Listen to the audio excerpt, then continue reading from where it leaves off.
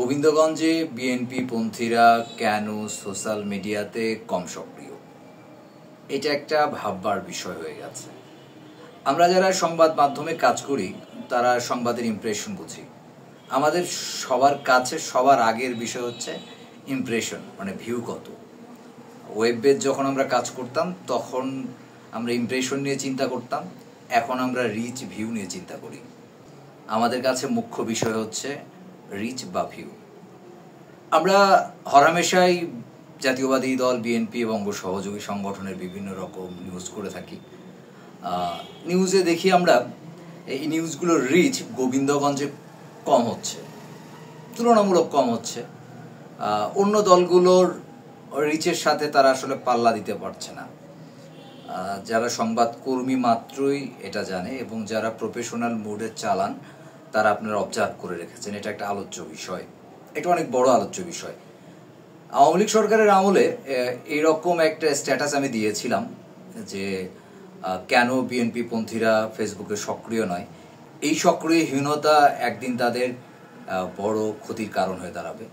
সে সময় ওই পোস্টের কমেন্টসে গোবিন্দগঞ্জ উপজেলা যুবলীগের সাংগঠনিক সম্পাদক ৫ নং ওয়ার্ডের কাউন্সিলর শাহিন আকন্দ কমেন্টস করেছিল যে তুমি তো আছো, তোমার মতন হর্ন তো আছেই, তারপরও বলছো তুমি হচ্ছে কম।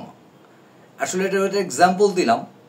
তো এখনকার প্রেক্ষাপটেও আমরা বলছি যে গোবিন্দগঞ্জে যারা জাতীয়তাবাদী আদর্শে বিশ্বাসী তাদের মধ্যে ফেসবুক সোশ্যাল মিডিয়া বেস যে অ্যাক্টিভিটিস এটা অনেকটা কম এবং এই পোস্টগুলোর রিচ কম।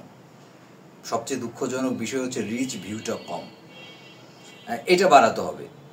ব্যাপক জনসমর্থন রয়েছে, ব্যাপকতর জনসমর্থন রয়েছে, কিন্তু সোশ্যাল মিডিয়া বেস যে অ্যাক্টিভিটিসটা, বিশেষত ফেসবুক কেন্দ্রিক যে অ্যাক্টিভিটিসটা, সেটা গোবিন্দগঞ্জে আরও বৃদ্ধি করার সময়ের দাবি হয়েছে।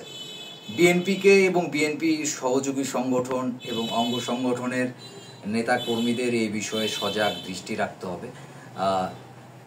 আপনারা জানেন একটা জিনিস, এখন ফেসবুকে যদি বেশি ভিউ না পায় সেটা আসলে গুরুত্ব পায় না।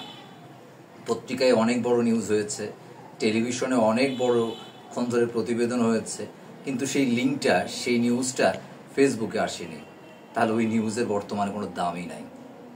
এরকম একটা অবস্থায় এখানে হয়তো উপদলীয় কোন্দল থাকার জন্য হয়তো এরকম থাকে, কিন্তু ওভারঅল সার্বিক আমরা যদি রিচ দেখি অন্য যে কোনো দলের থেকে, তাহলে গোবিন্দগঞ্জে বিএনপি পন্থীদের রিচ কম।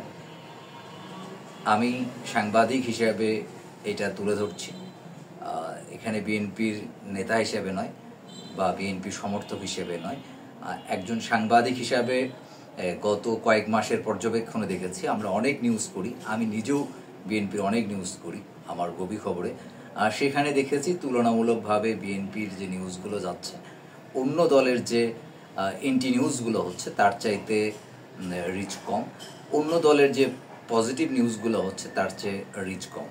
কেন কম হচ্ছে আমি গভীর খবরের মাধ্যমে সবার দৃষ্টি আকর্ষণ করছি, বিএনপির নেতারা হয়তো এটা নিয়ে ভাববেন।